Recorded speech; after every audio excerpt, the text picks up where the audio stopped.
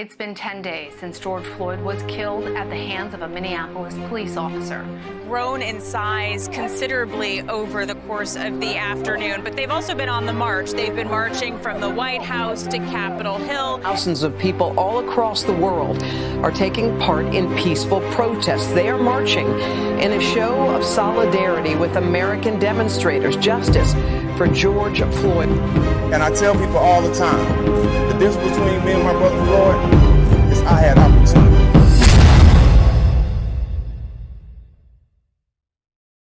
This is Green Rush Revolution. My name is Zeta Seti, and I'm very happy to be here with Dr. Lance McCarthy, economic advisor to the George Floyd Foundation. How are you, sir? I'm great, sir. Good to be here at this great cannabis convention. You're Absolutely. the expert. You're always all over the place doing cannabis, and so happy to be here with you. Absolutely, you too. So tell us a little bit about what George Floyd Foundation is doing these days. I mean, it's an incredible movement, and it's important to have social justice in our world. And tell me a little bit about it. Yes, sir. So after the erroneous incident, many corporations came together to see how they could assist. And so the George Floyd Foundation was created to look at three areas: economic and social justice education, youth and tech, and entrepreneurship and workforce. Okay. And so using those three tiers and three pillars, we believe that we can assist in rebuilding urban America, reducing poverty, and really just trying to get justice for a wide range of people. And also create opportunity Yes. for these folks. I mean, Yes, sir. they've been, we see this a lot in the cannabis industry too. We're focused, I helped pretty much foster the first social equity program in the United States for cannabis Yes. for these folks, Yes, sir. and giving them the opportunity.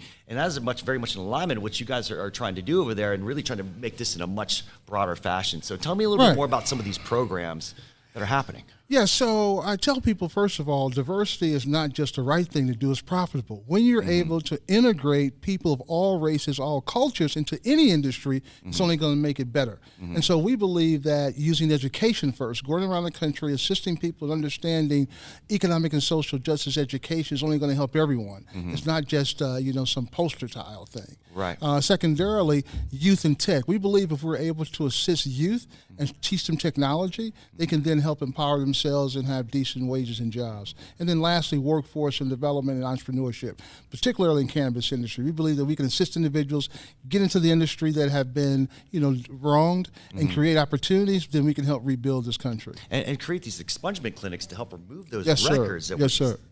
So wrong to do. Yes. I mean, we're fighting the battle every single day, helping support with awareness and education, similar to like you just said.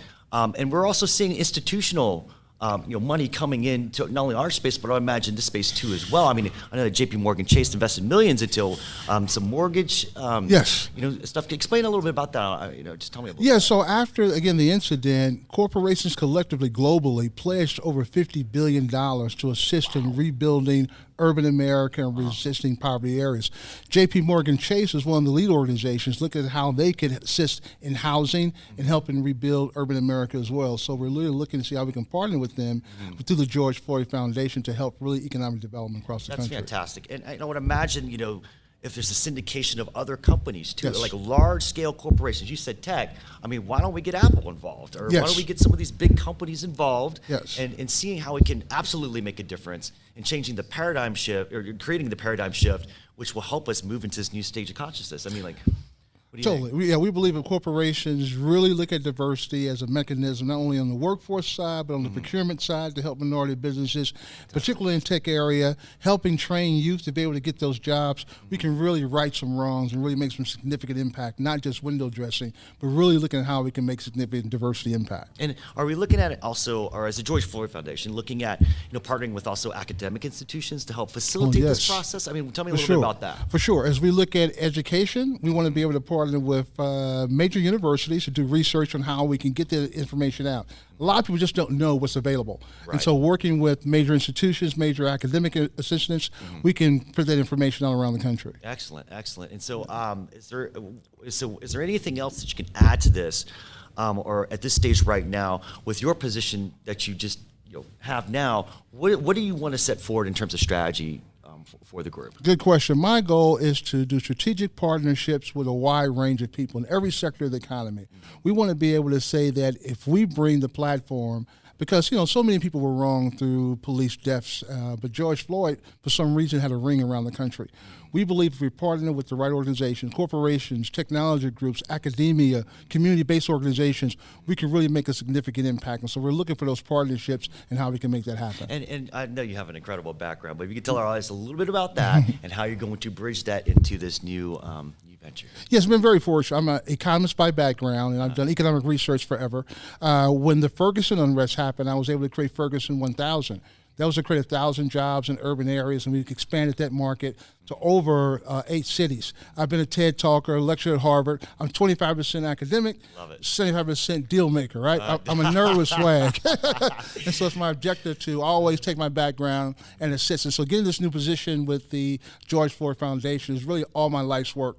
So I can assist in really helping build this platform and making change in people's lives. Not only here in the United States, but all across the world. Yes, sir. I mean, the United States is not the only place that's experiencing That's this, correct. right? So That's correct. if we can help, spread that education, spread that awareness, and help, again, paradigm shift us in this new level of consciousness, the world will be a better place. I totally agree. The more people have access, the more people are able to fulfill their purpose, we can really help change the world. And that's our objective with the George Floyd Foundation. Excellent. Thank you so much, Dr. Thank Lance. you.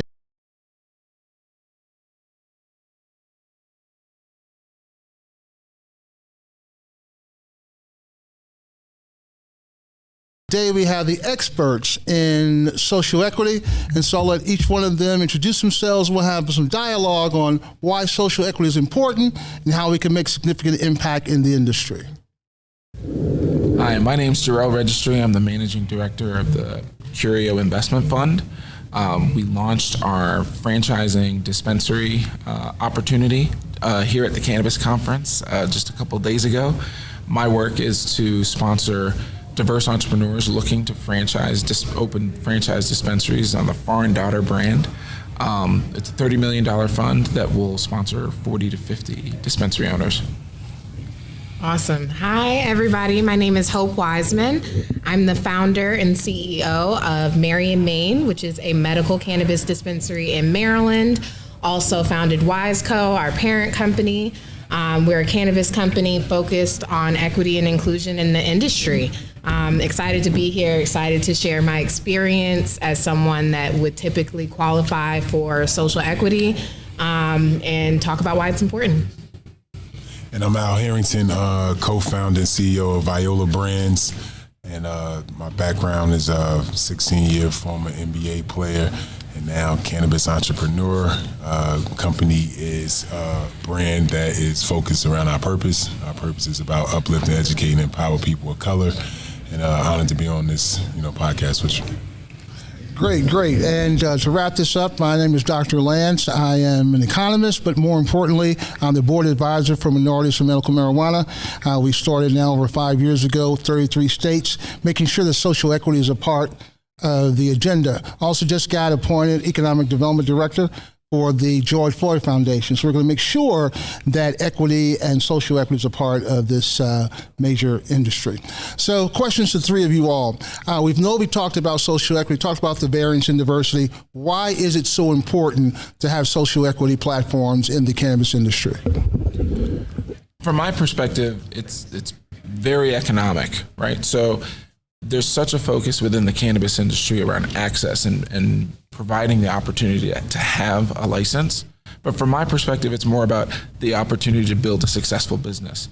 And social equity means so much more than just, we talk about having a seat at the table. From my perspective, it's being able to own the table, right? Like having an opportunity to set an agenda and drive agency for yourself, your family.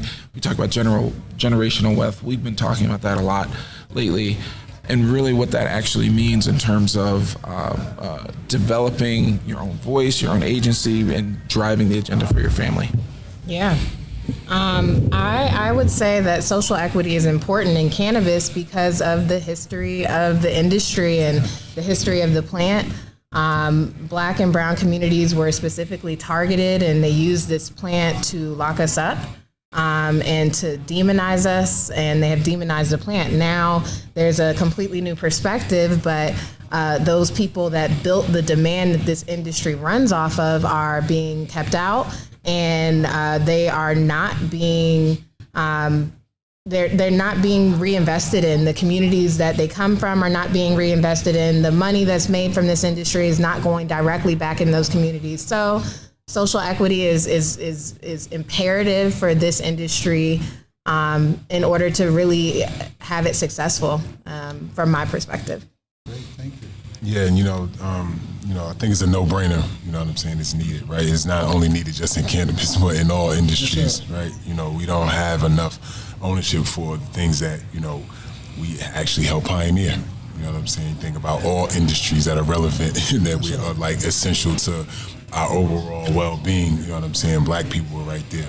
So with cannabis, we just feel like this is the beginning stages. You know what I mean? So we want to figure out a way to, like he said, own the table, or at least definitely have a bunch of seats at it. You know what I'm saying? Meaningful seats, because this is.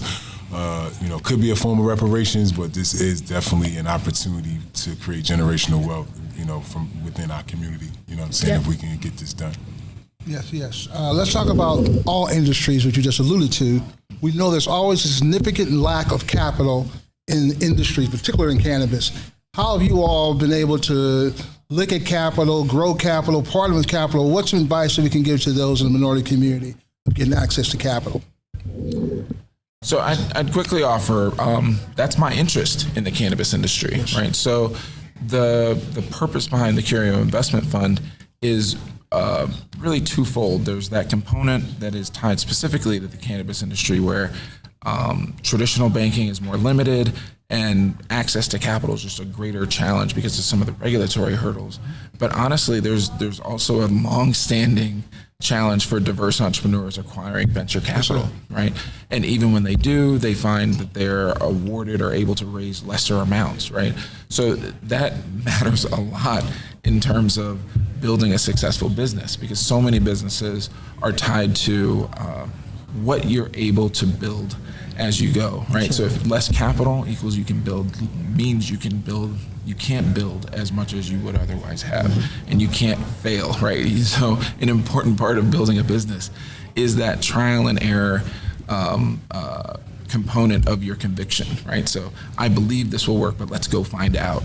So if you have limited capital, you can't go find out, right? So it's really important to have strong access to capital. And from that standpoint, I just encourage everybody to just stay at it. It's not easy for anyone. There are additional challenges for diverse entrepreneurs, but he who turns over the most rocks wins. Yeah. I encourage people to build value before they go out and attempt to raise capital. I think a lot of people, are trying to build businesses, and they think just because they have a good idea that means that they deserve capital. And that is not, that's just not how things work. So build value, use the skills that you have already attained outside of the industry, apply them to this industry. Partnership and collaboration is really important, but being able to build a team that has specific expertise will allow you to attract investors that can believe in your vision. Because I was once a 22-year-old, bright-eyed and interested in this space, but with that type of background and experience, aka none, why would someone give me money to start my business? So I encourage people to build value and to partner with people that have the skills that they don't. Before they attempt to go out and raise capital. And you don't have to target a VC first. You can do friends and family rounds. You can do go to angel investors and work your way up till you get to the point where you can take in VC money or private equity money. That's a whole different ballgame that you may not even want to play in, even as a large company that's making money. So just understand what it means to take in money. Yeah, and I double down on that, building a good team, having a solid business plan. And, for me, I invest off of, my feeling I get from people. So just really showing your passion, you know what I'm saying, that this is really you convinced me that you could actually get these things done. And, being able to, try to figure out just the resources from within, the people that and because raising money is very difficult. And, especially in cannabis, because once again, you still have the stigma tied to it. People still trying to figure out whether it's federally legal or not, so there's a lot of challenges. But, the main thing is don't give up. Right, never give up. As my man said, you just got to figure it out. What's some of the hurdles and positive things that have happened? Just give some parting words to our audience. Sure. So the most encouraging thing that I see in the market is the state-based program's emphasis on social equity. Right. So lots of points for intent. We'll grade them separately on the impact of their programs, but the reality is there is a growing awareness of the need for you in this industry. So keep at it. Yeah, that's really great advice. I'd add that you can do anything that you put your mind to. So keep at it, dream big and outside of the box. And I think that's something that I'm most proud about my story. I did not let the limitations of my lack of experience or my age or my gender or race, all of these things stop me from having the dream of being a founder in this space. I saw the opportunity. I knew how large this industry could grow to. I thought it was really interesting because there's already this whole industry that's not legal, that's flipping over to the legal side. So we already understand how much money this space could make because it's already being made.